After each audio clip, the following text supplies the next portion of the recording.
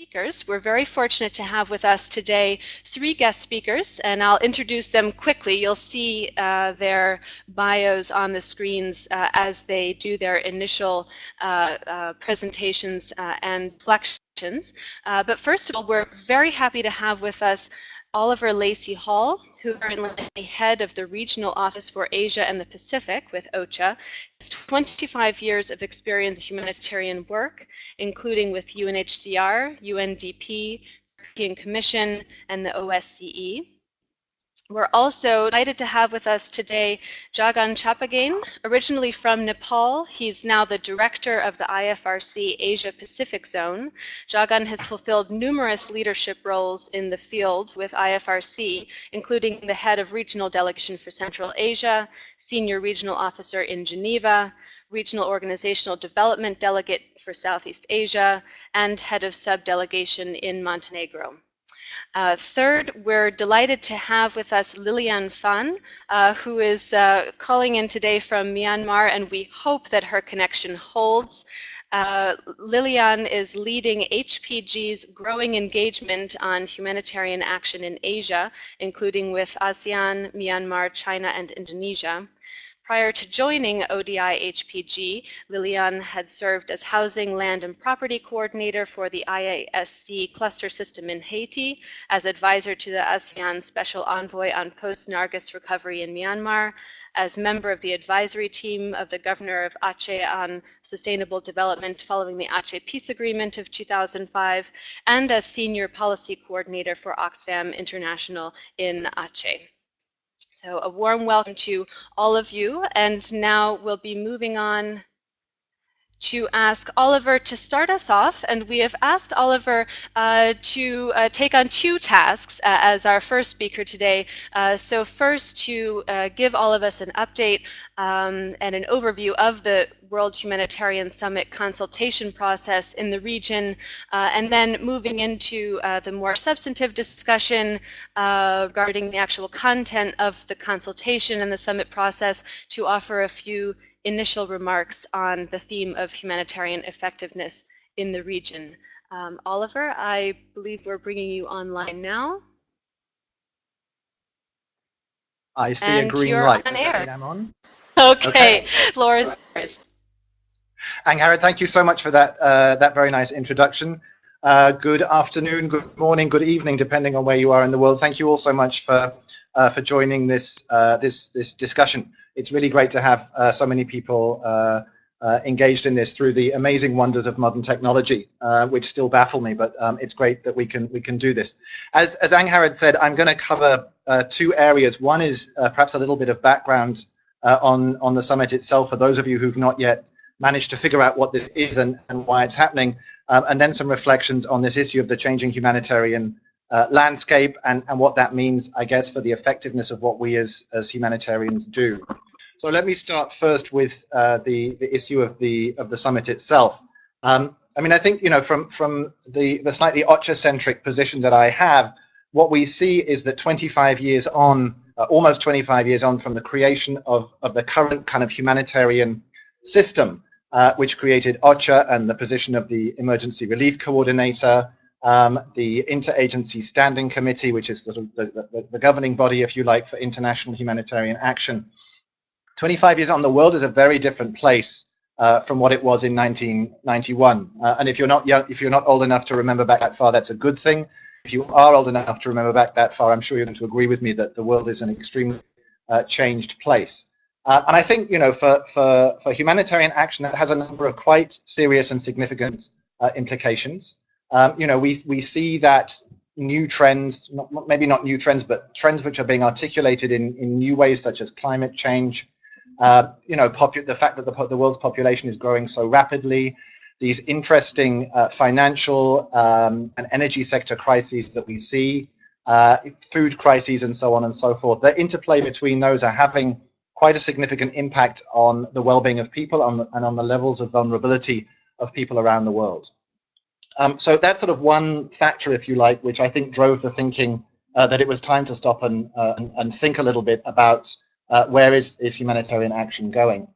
And the second, I think, revolves very much around the fact that the General Assembly resolution that created the current system really recognizes humanitarian action only through one lens, which is sort of generally how the international humanitarian system needs to respond to national requirements. And I think it's a little bit more complex than that. You know, there are three big baskets of humanitarian situations that I think we're confronted with today. Two of those have not changed much since 1991, and they relate very much to crises caused by conflict, although I think the dynamics of conflict have definitely changed since 1991, but the actions that we have to take in those situations remain as important as ever. Secondly, the issue of natural disasters, those sudden onset disasters, typhoons, earthquakes, and so on and so forth that we're called upon to deal with. But thirdly is this grouping of people who find themselves in humanitarian-like situations, but which are protracted, which go on, and each of these scenarios really has its own characteristics. So I think the thinking behind the Secretary General's decision to hold this humanitarian summit was really to kind of take a look at where we are, to discuss this changing humanitarian landscape, to spend some time reflecting on best practice, maybe worst practice, sharing knowledge or finding ways to share knowledge more effectively, and really think, you know, what do we need to do in order to make humanitarian action fit for the 21st century? An extremely complicated undertaking, because I think as you know, for those of us who sit back and think about this stuff, we know that humanitarian action is not divorced from politics. So this is it's a fairly high risk endeavor that we're setting out on, but I think it's something that needs to be done.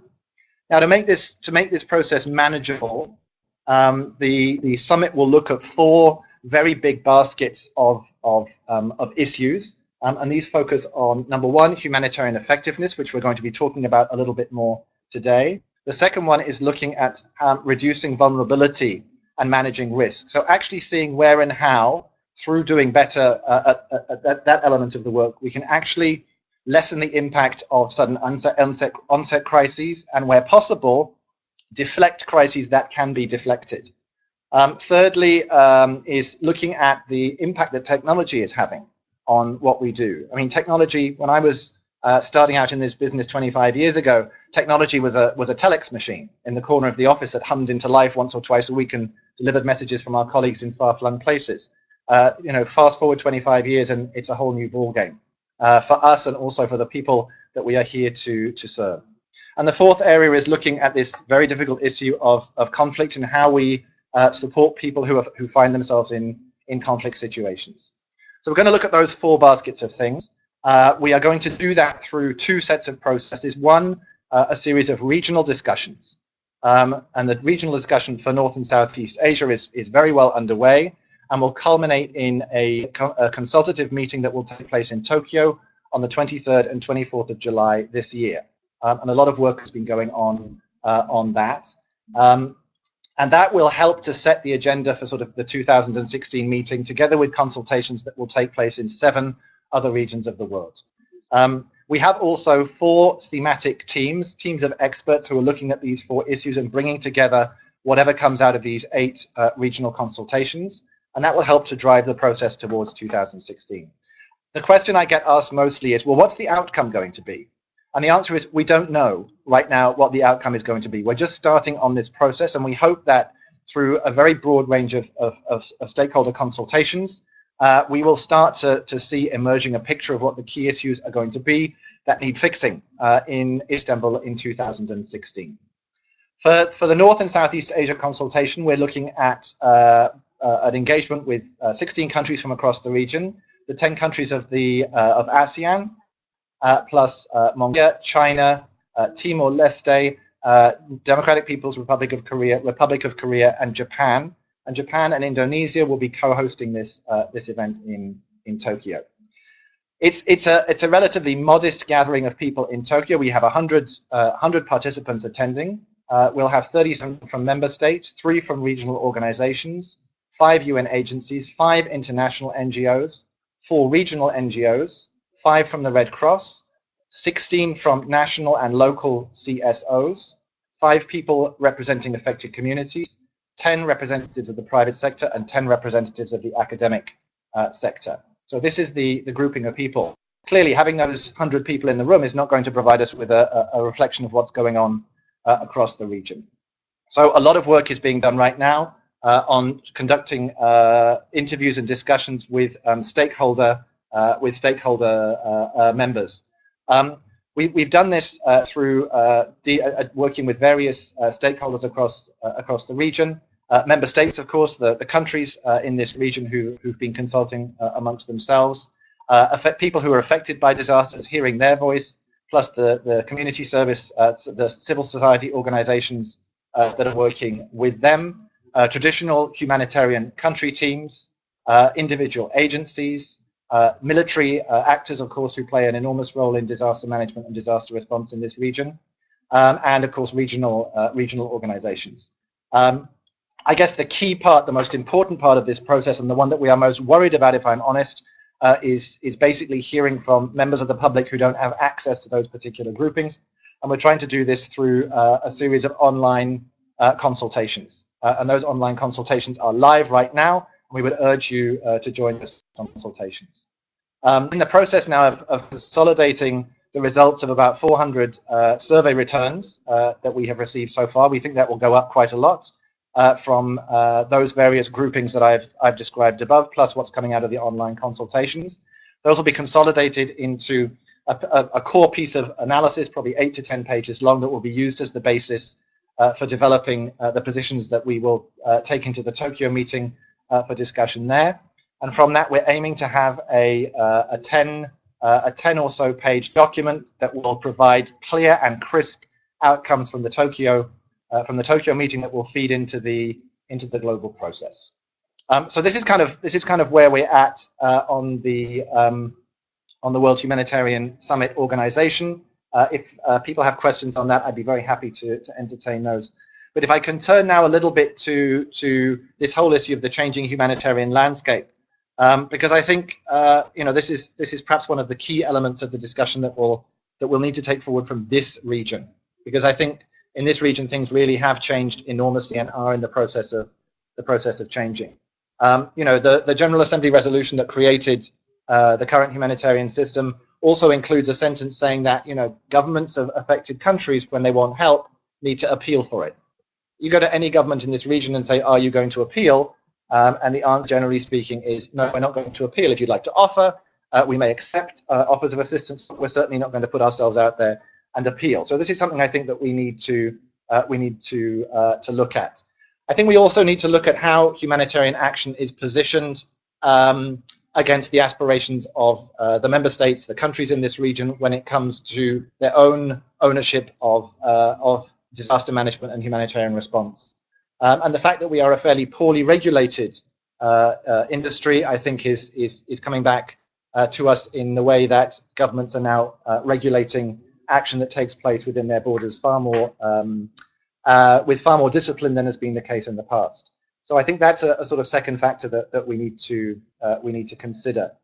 The issue of the principles that we uphold and that we stand by and that we espouse, I think, are becoming more and more difficult for us to defend in light of the way that we do our fundraising and in light of the conditions that we now accept to the assistance or to the money that we receive for the actions that we take.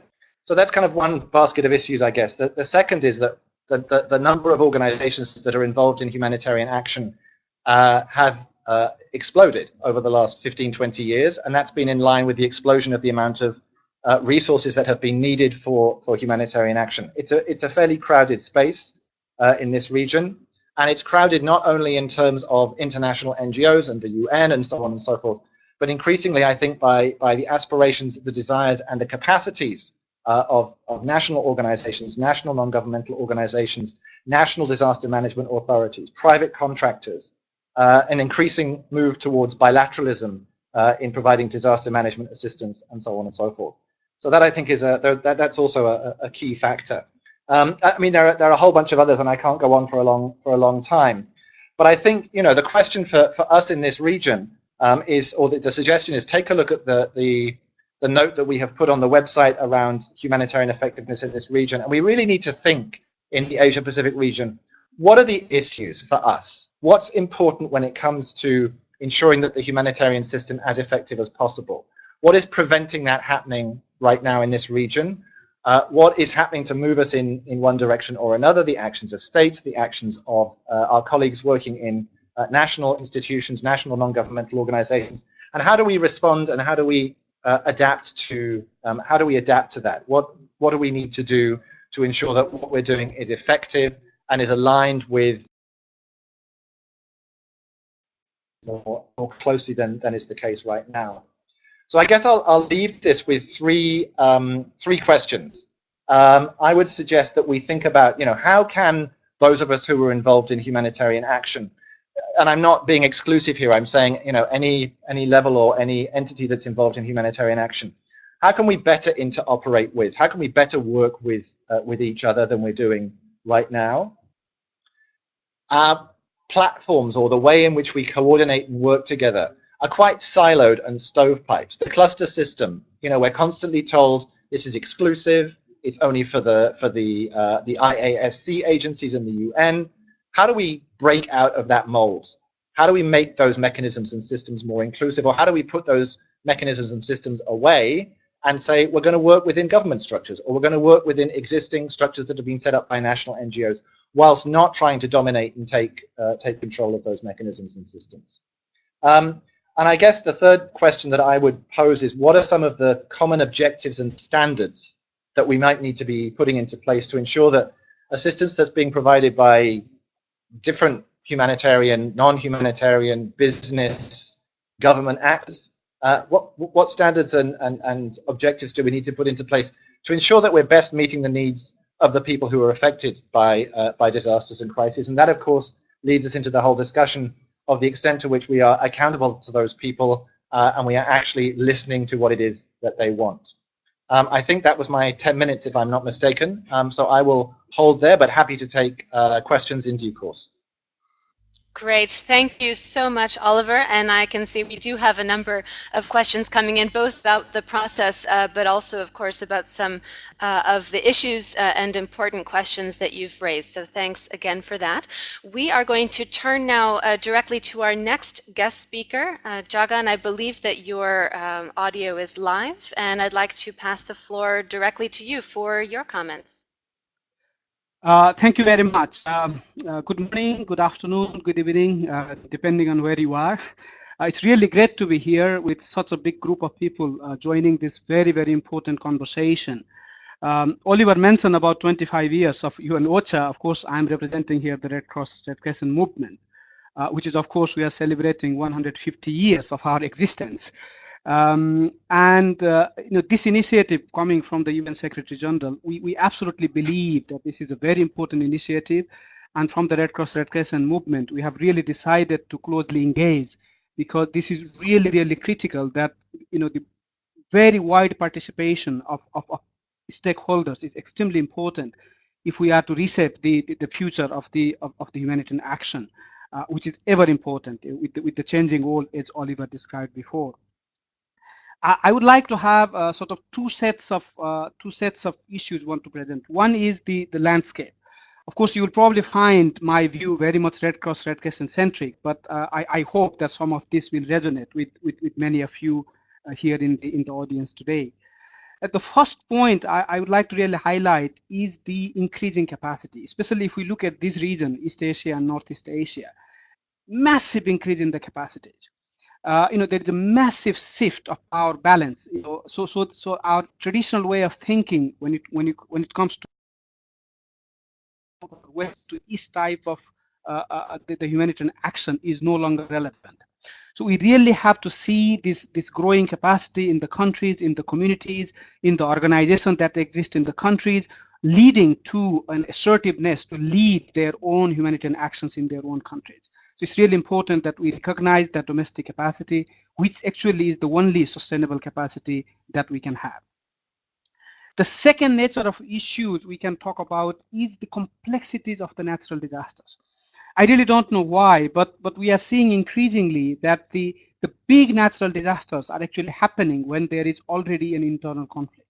I really don't know what the connection is, but we are seeing that more and more. So that makes the humanitarian action in that type situation extremely complex. Of course, we are also witnessing a massive scale of disasters, the intensity of disasters and the frequency of disasters. And I think we need to really keep three things in mind here.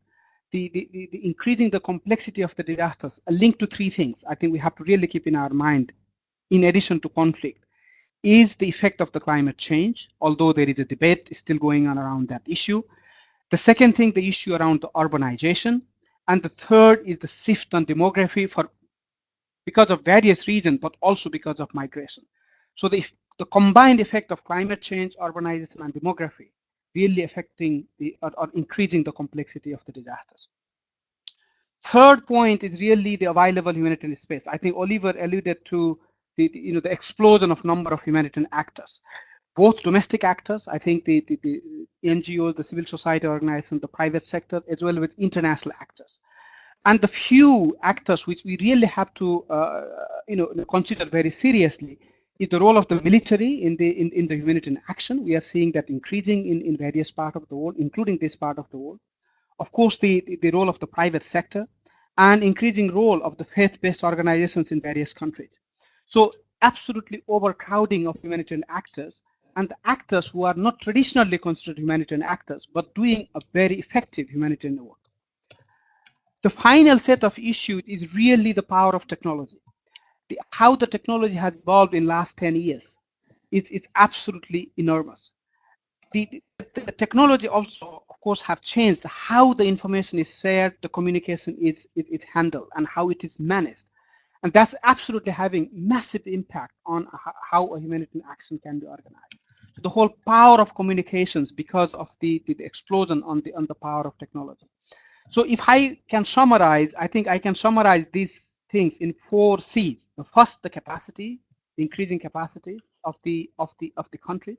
The second, the complexities of the humanitarian situations. Third, the overcrowdedness of the humanitarian actors. And the fourth is the power of communication because of the power of technology. In this changed humanitarian context, so what are the things we should focus? I just want to throw this on the table now, and hopefully we can have a bit more conversation during the Q&A session.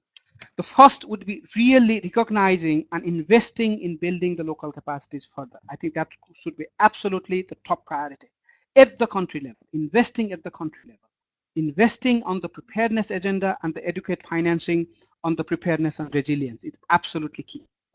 The second thing is on investing on capacity to manage the complexities, investing on the systems, investing on the procedures, investing in the legal frameworks, the laws, the International Disaster Response Law, which the Red Cross, we championed it. The disaster laws in the countries, absolutely important. Third is really closing the gap on the discussion between the humanitarian action and the development action. I think this gap we have created is totally artificial. The good development actually reduces the impact of disasters and actually even prevents the disaster. And the recovery from disasters becomes a lot easier if the development is done in the right way. So we absolutely have to close the gap between humanitarian and development action. The other point is strengthening the coordination and partnership, and thus increasing the accountability, really investing on the community engagement, and really, as Oliver mentioned, how do we actually manage this parallelism that exists in the coordination mechanism? There is a mechanism from the government, there is a mechanism, the internationals are coming together, there is a NGOs coming together, and in some of the big organizations, we have our own coordination mechanism. And these different coordination mechanisms don't necessarily talk to each other. How do we actually invest on that? The fifth point would be really modernizing our tools and really catering to this changing nature of the complexity, the climate change, urbanizations, demographic shift. How do we actually use the power of technology to modernize our tools? How can we get into much more the innovative type of programming like the cash grant, using the better early warning system, better assessment tools, using the technology? I think that will be really, really key. And the final point where I would say we should not change, I think everything I described above have been changing. The one thing we should not absolutely change is continue to respect, ensuring the respect for the fundamental humanitarian principles and international humanitarian law. I think when this overcrowding of stakeholders is there, and when there is this complexities of the disaster is there, ensuring fundamental humanitarian principles would be absolutely key, and ensuring the humanitarian actions to remain independent and neutral would be absolutely key for the future of humanitarian action. I leave it here now, and hopefully we will have more time to discuss during the Q&A session. Thank you. Thank you very much, Jagan, for those very helpful and insightful comments. We'd now like to turn to our third special guest for today, Lilianne Fan, calling from Myanmar. We're just bringing her onto the air, and we hope that the connection will hold. We'll give it one moment here.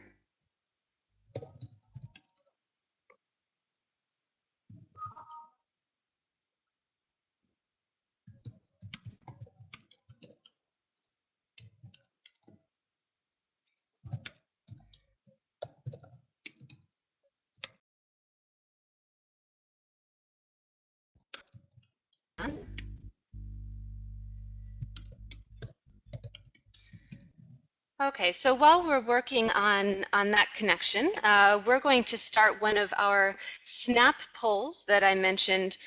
So in this question, which my colleague has just put up on the screen in front of you, you see the question that we'd like to ask is, what is the top priority in terms of reforming humanitarian action in North and Southeast Asia?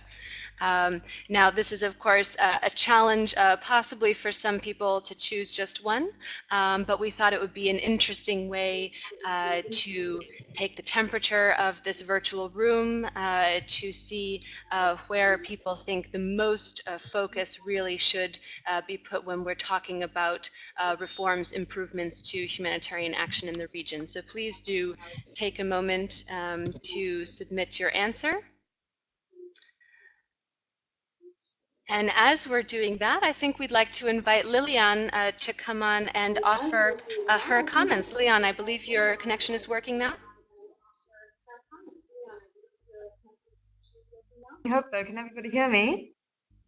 Yes, it sounds excellent. There's a delay, but it's one we can work with. So I give you the floor. Excellent. Thank you very much. And hello to all of you, wherever you are joining from. I'd first of all really like to thank OCHA, as well as colleagues at PHAP for organizing this and for inviting me to participate. I think a lot in terms of you know, the directions that humanitarian action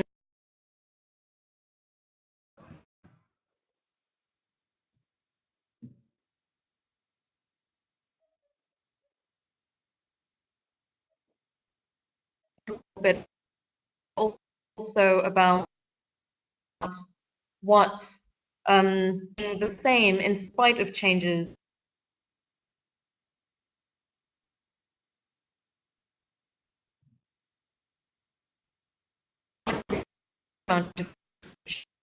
changes, also to be very conscious about the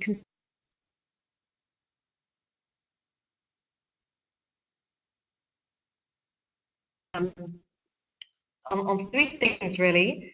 You know, number one, it's really about you know, this question of capacity, which was brought up already by the previous speaker, by Mr. Jagan, and it is important, of course, to pay attention and really try to support and encourage increasing capacity as we see it emerging in many parts of Northeast and Southeast Asia. That's, you know, from the governments to civil society groups to private sector. But I think that we also need to be very conscious of the fact that capacity is not equal, you know, amongst the various countries of the region, and it's also not equal amongst actors within countries or within subnational levels within these countries, which I think is a very important dynamic to be aware of, because as we know, Asia and the Pacific, this clearly is a region where we see tremendous growth, tremendous increase in capacity, but it's also a region where we see very, very, very worrying inequalities, which in many cases are actually growing as well. So I think that we need to be very conscious that these inequities and disparities also affect humanitarian action. They affect the ability of certain actors to participate as agents of humanitarian action, and also affect the ability, and I think that there's a problem which is different from other regions, precisely because we have so many middle-income countries in our region. For example, a country like Indonesia, which is clearly a middle-income country which is doing very, very well in economic terms. Even recently, with the financial crises that affected many countries in the region and obviously in the world, Indonesia was still growing at a very high rate, and it has a very robust private sector as well. National government has been getting much stronger. Even local level governments have also been increasing their capacity to manage development and financial financial management as well, and also delivery of services. And there's a stronger legal framework for managing disasters. At the same time, because of that, it also means that the role of international agencies and donors and the linking of these networks is also changing. So there isn't really the same level of engagement as there has been in the past by the international community, and it's shifting as well. So the international community is also trying to find out what type of role it can play. But recently, just a few months ago, when from the Humanitarian Policy Group, we were engaged in a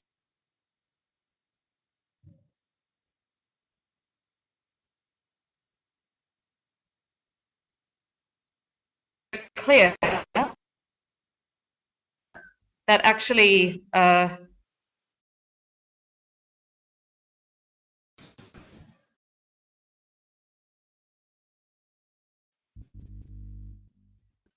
discuss the principles yet, but actually just mechanisms and best practices in terms of things like coordination. So, and then again, the de-link between different actors, between government and private sector and local civil society. And a lot of that also has to do with the fact that, all of these countries and regions, they have long histories where maybe some of these groups actually don't trust each other very much for the reason, be it because, there had been conflict, or there'd been competition for resources, or marginalization of one group or another. And all of that, the history of those relations affects the ability for these groups to work together, also in the context of a crisis. And the crisis itself may not necessarily be a complicated one. It could just be, a medium-scale disaster, for example. But because of the legacy of particular types of relationships where groups have not trusted each other, the persistent distrust remains. So I think that, that is one of the things that I would raise when it comes to looking at what hasn't changed. So you can have a lot of development, a lot of growth, a lot of increasing capacity, but at the same time still have problems which continue to be very, very persistent. Number two, just to get more into what I've just raised, which is really talking about context. And this is raised in a briefing paper that was prepared for the region on humanitarian effectiveness. And there is a discussion, well, one of the points that's raised in this is context. And of course, context here talks about the context of the humanitarian situation, the context of the particular kind of disaster, whether type of emergency rather, whether it's a disaster or conflict, the context of the capacity, of the enabling environment of the government. But I would go a bit further than that and actually say, you know, in Northeast Asia and Southeast Asia, I think that there are many actors within this region who actually don't even really engage very comfortably with our own historical context. And by that I mean the fact that there are many legacies, historical legacies of things like conflict and war, for example, not even, you know, conflict in the way we see it as, you know, in modern humanitarian terms, but really war. I mean, this is an incredibly war-affected region, Northeast and Southeast Asia, and it's really not something that is talked about. You know, the discourse of conflict and war is still something that is largely absent from discussions in the public sphere. When we do talk about it in humanitarian terms, we talk about conflict, and that doesn't say really very much in terms of capturing actually what types of dynamics we mean. You know, we tend to generalize what conflict means, which is helpful to a degree when you're trying to, you know, trying to have a discourse which is more general. But in the specificity of Northeast Asia and Southeast Asia,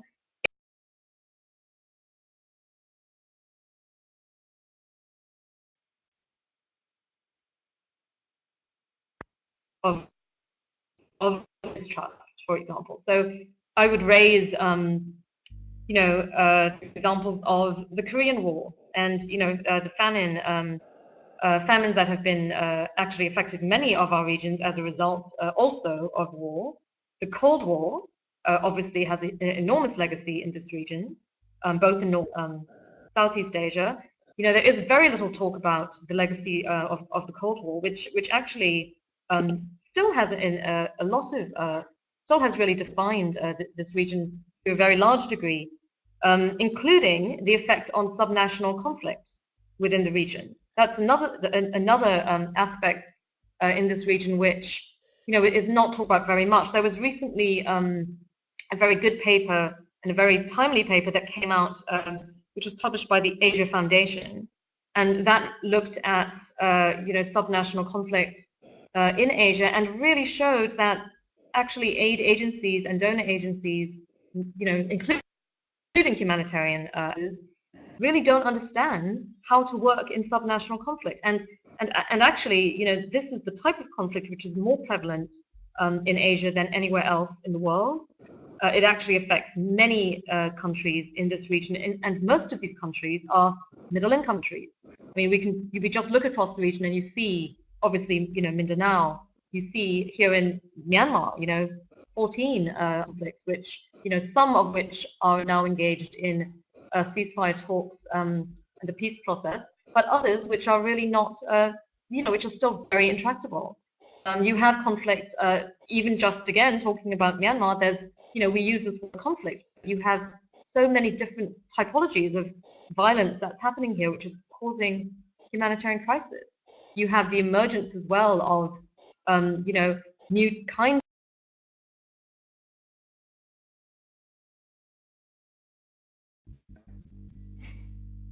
of new types of crises as well. And, you know, these are things which I think, you know, as much as we might be getting better in many ways in terms of a humanitarian system which recognizes, or humanitarian consciousness, which recognizes diversity, which recognizes, you know, the role of government and local actors and private sector. I think that we are still facing enormous challenges in this region, and part of it is also, you know, the lack of real engagement, understanding the specificities of the types of contexts we're dealing with, and an inability to talk about some of these things in a way which is acceptable. Another issue I would like to bring up is just that, you know, this issue of violence against women and sexual and gender-based, which we have seen just in the last few weeks. Shocking reports of, you know, the kinds of violence that's happening. And, you know, this does happen in humanitarian crises in terms of disasters and conflict, but it also happens in everyday life. And I think that, you know, we can't ignore those kinds of problems that happen For example, in there's this awful case in India where the two teenage sisters were just attacked and gang raped and killed. And a lot of that also has to do with the fact that there's that level of inequality that is in societies, whether it's gender-based inequality, ethnic inequality, religious inequality, racial inequality, or other kinds of identity-based inequalities, and not dealing with those kinds of inequalities is really a problem. Those are precisely the types of dynamics which enable violence and encourage targeting of particular groups. It also leads, even in a disaster context, to inequity in terms of ability to access assistance. So I would say that those are actually problems that have been with many societies in this region for a very long time, and many of them, as developed and modernized and advanced as we are becoming, many of these problems are still there. So I would say that that is something which I find very troubling when I look at the humanitarian landscape, which I think that we really do need ways of dealing with in this region. The last point that I have is really on the humanitarian system, and this is really part of it reflects some of the questions that Oliver was raising in his discussion, and those are questions about what we can do as actors involved in humanitarian action to sort of be able to operate better with each other, be able to share objectives, be able to understand how we actually work together. And I think that I would really second the importance, and I think that we need to do that in a way which also understands that we can't assume that all humanitarian actors or all actors involved at some level in humanitarian action really share the same understanding of what that means. And I think in a context like that, where you have really very different kinds of understandings of what humanitarianism is, for example, in regional organizations, and I will use the example of Jagan. In this case, we at the Humanitarian Policy Group are conducting a 2-year study actually on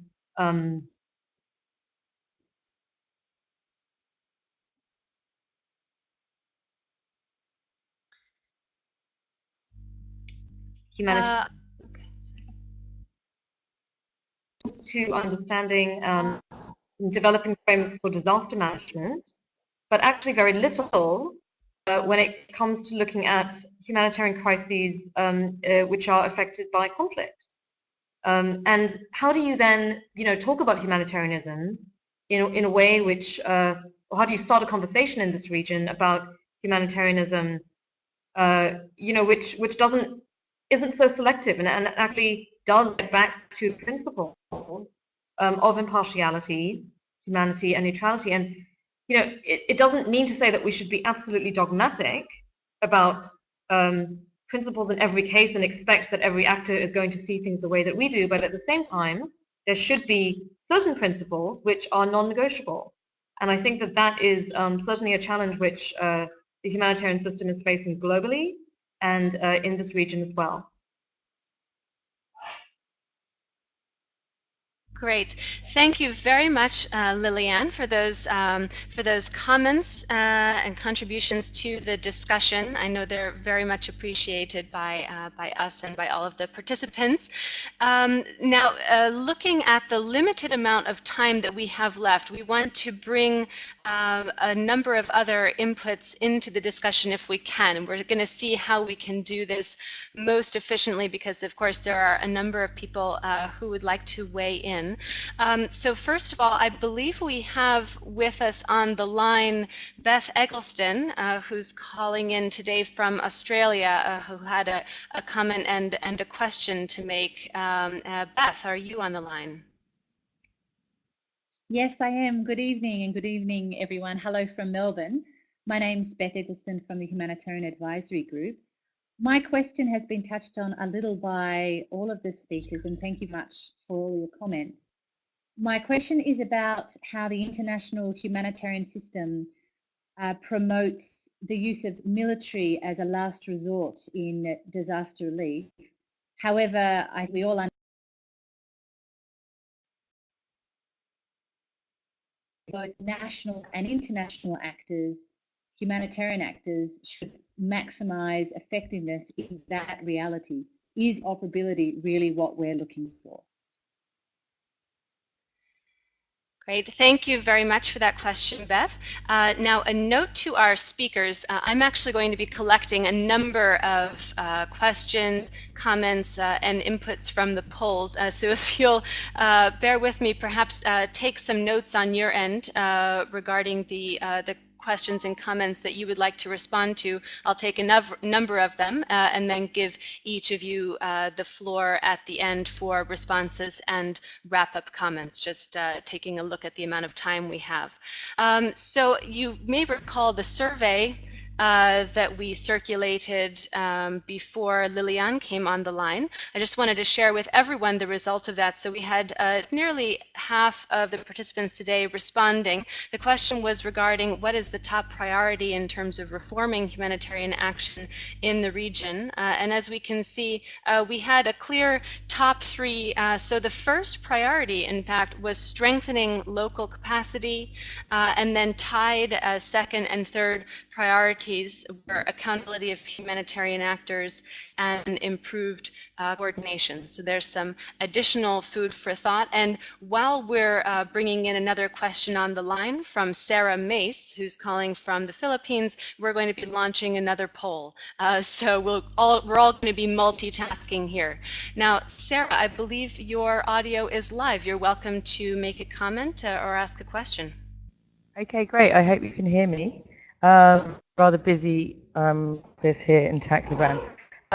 So what I had a kind of comment and suggestion of one of the ways that we've been working here to improve community feedback to help shape the cluster system, and through the communicating with communities and accountability to affected population working group here in Tacloban and in several other of the hubs for the Yolanda corridor. On a fortnightly basis, we collect community feedback from operational agencies and from the media, and they come up with very different and interesting feedback, which we can then consolidate into current themes and issues to feed back into the relevant clusters. And also then we can gather information that might sit outside of those clusters and use that information for how it might be needed. So this is an example of what we're doing here, and my question is practice model to be used in other emergencies, and how can we look to move forward to ensuring better sustainability and funding to be able to have this as replicated as a best practice. Okay. Great, thank you very much for that question. Now I think we're going to close the poll that we just launched with two questions regarding regional organizations so that all of us, including our guest speakers, can see the results. So here we had two questions, as you saw. One, with respect to armed conflict, whether regional organizations should either A, play a role in not play a role in humanitarian response in situations of armed conflict, but rather be limited to natural disaster, or B, play a greater role in humanitarian response even in situations of armed conflict. And as we can see, there is some split, but a majority saying that they should play a greater role. Now, second question regarding regional organizations is between whether all aspects, whether they should coordinate all aspects of humanitarian action in the region, thus replacing OCHA, this was a minority response, or the majority view, at least for this group that we have gathered today, whether regional organizations should coordinate only intergovernmental disaster response. So looking at the clock, I think we had better turn to each of our speakers now for responses to these questions and comments. And of course, there will be some follow-up after the event. So even if your question or comment is not being addressed now, there will be follow-up, and I assure you that that will be done thoroughly after the event. So let's now turn to Jagan for his responses and also closing remarks, if you would. Jagan, you're live. Thank you very much. I think let me take the first question from Melbourne on the use of military on the humanitarian action. I think in Red Cross, especially with the Ifrc, we are seeing this as an important emerging issue.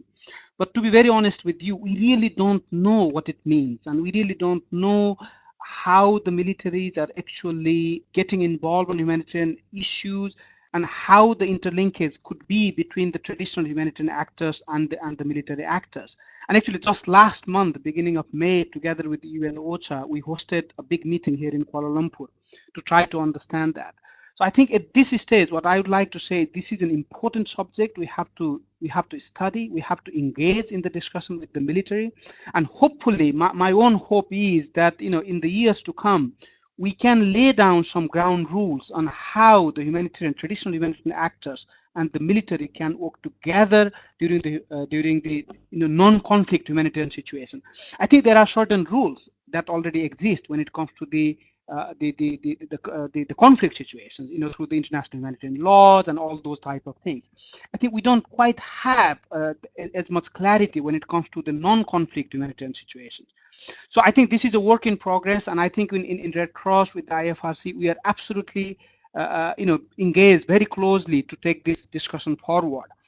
And I think for my closing remarks, what I would really like to say is that through this discussion on the World Humanitarian Summit now, we really have a great opportunity to change. I think we absolutely have to change as the situation has changed dramatically.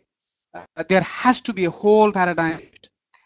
Now we really have to move now from this global to local mindset. That's basically how today's humanitarian intervention works.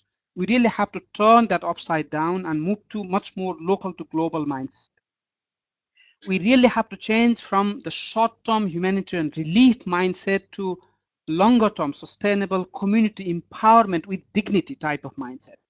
And the current situation of my organization first mindset to much more working together effectively mindset.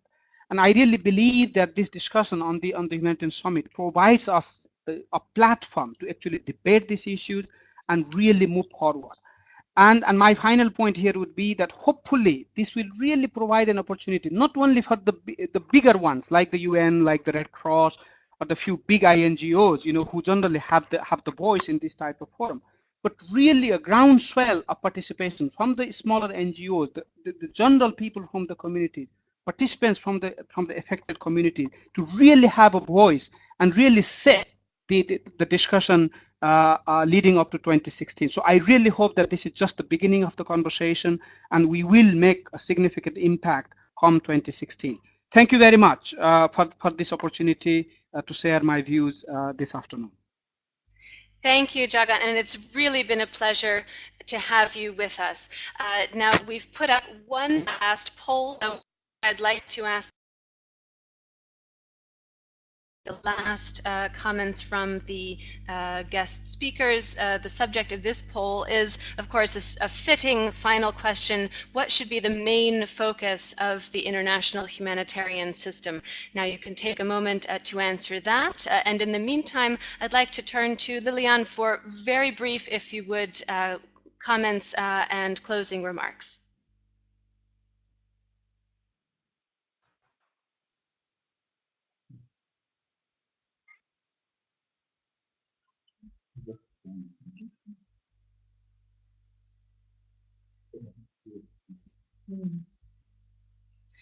Okay, we seem to be having a problem with the audio connection. Lilianne, I'm terribly sorry about that. I think it's probably best that we move on to Oliver. Then at this point, Oliver, for your responses, comments, reflections, and closing statement. And Gareth, thank you very much indeed. I think just a couple of very brief responses to the questions. I mean, Beth, thank you. It's a really good question, and I think we are struggling collectively with this whole interaction with the military. We recognise that in this region of the world, militaries definitely in large-scale natural disasters, for example, are going to be the first on the ground, and we have to find ways to ensure that our interactions with them function effectively and properly. I'm not sure that I would go as far as saying, we need to be completely interoperable, but we do need to understand more clearly how each other plan and how each other work. And this has been a subject for some discussion between ourselves, particularly in the ASEAN member states over the last year or so, really with a view to trying to sit down in a room together and have some clear and coherent discussions around how we can improve, particularly at the planning end. And I'm thinking particularly around really large-scale disasters. Let's say, for example, the Kathmandu Valley, where we expect there will be a very large earthquake at some point in the future. It's in fact overdue, according to the geologists. Have we sat down with the Indian, the Nepalese, the Chinese, and other militaries who are going to be on the ground there with their assets and resources supporting that response? Have we really sat down with them and figured out how we can all work together most effectively? Answer: no, not really. Are we trying to? Absolutely. We're trying to make that connection. So I think there's some work going on, and it's extremely important that you have a relationship with militaries across the region. But like everything else, I mean, one of the questions and one of the points that keeps on being made is coordination needs to be improved. Yeah, coordination always needs to be improved. But I think, as we see this increasingly crowded humanitarian space, that the ability to coordinate, whether it's OCHA or national governments or regional organizations or militaries, the ability to coordinate an ever-increasing field is getting more and more difficult. And we need, I think, the World Humanitarian Summit to really examine that and examine the question of who is in and who is out, and how that works. And I think governments are going a fair way to start thinking about how they regulate at national level what international organizations can do in the context of humanitarian action. Sarah, thank you. I mean, my response to your question and to your point, how do we bring this whole work around communications with communities to scale? My answer to that is that we make sure that we have resources in order to do that, and that we make it an essential element of humanitarian response work. There's a very interesting discussion going on between Millet Mendoza and several other colleagues in the window, which I think throws some light on the importance of this engagement with communities that we're incredibly bad at, and which our systems are incredibly bad at. But I think we need to take examples of things like the response to Haiyan and other positive examples that are coming out around the world, and really build on those. Do we have a space to do that? We sort of do. Is it a formal space? Is there a formal element in national architecture to do that? Increasingly so, yes, but we still quite a long way to go. And I think this whole theme 3 of the World Humanitarian Summit, looking at technology and the way in which that can support innovation, is really something that we need to look at there. Also being mindful of the fact that SMSing somebody or having a two-way conversation on social media is not the same as sitting down and having a proper conversation in the so those will be my kind of very quick responses to those questions. I think more generally, a couple of messages. Please, we urge you to engage. A lot of the stuff that's coming up in the windows here is stuff that really we would like to see in the online discussion that's taking place. There are some very big, important questions being asked here, but they're being asked in this space rather than in the space where we're going to pick them up and analyze them. I like, the provocative nature of the questions around the UN steals people from governments, weakening the capacity of governments, weakening the capacity of international organizations. What do we do about that? I don't have a clear answer, but I think these are questions that we want to try and put into the summit process, because they're complex questions. The issue of protection of civilians in Sri Lanka being addressed by the UN, is it effective enough? Is there more that we can be doing on that, or should be doing on that? And is that just restricted to the UN agencies, programs and funds at country level, or is this a much bigger political problem that the summit should also be trying to tackle?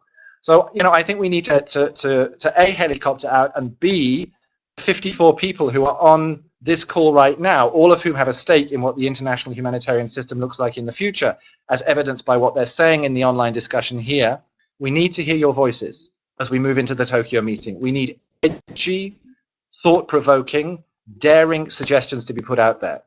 There's no such thing as a stupid question or a stupid statement as far as I'm concerned when we talk about this World Humanitarian Summit. Everything is on the table. Everything should be discussed that's going to improve the international humanitarian system. And I will be frank, sitting on the sidelines and criticizing rather than getting into the conversation is not going to take us forward. So please participate and engage. This is an opportunity. Thank you.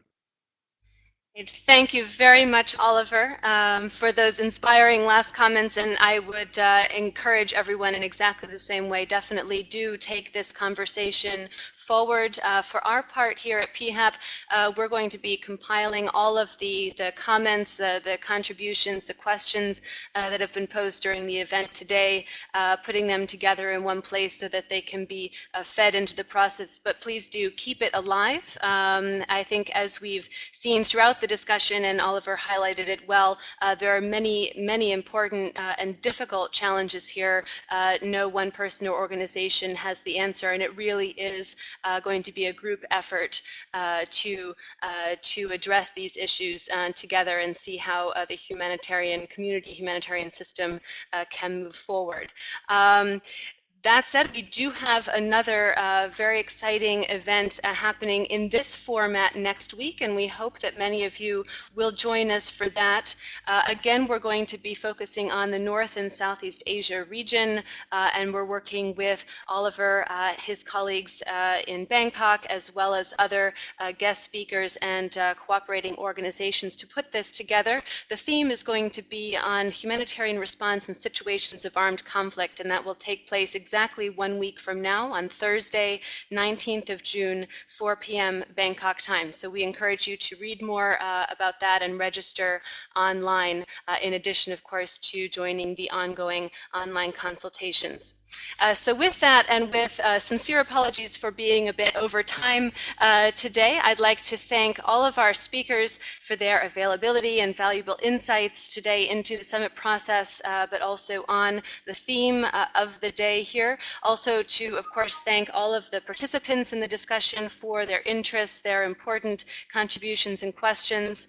I'd like to thank the team here at PHAP, as well as the summit team in New York, also the OCHA regional office in Bangkok for all of the work behind the scenes to make this event possible. And also this time very much to thank our friends at ReliefWeb, IRIN, ALNAP, Ifrc, the Sphere Project, the IIHA at Fordham University, the Humanitarian Advisory Group in Australia, and many others for helping us to share information about this event and encourage their constituencies and networks to get involved in the summit process.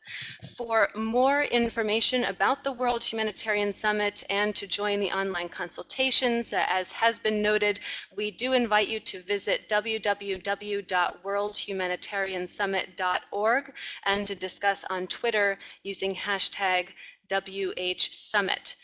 To learn more about PHAP as the host organization, we encourage you to visit www.phap.org. And finally, thank you all once again, and I look forward to our next conversation. Hope to see you a week from today. In the meantime, this is Inherit Lang and the PHAP team signing off from Brussels.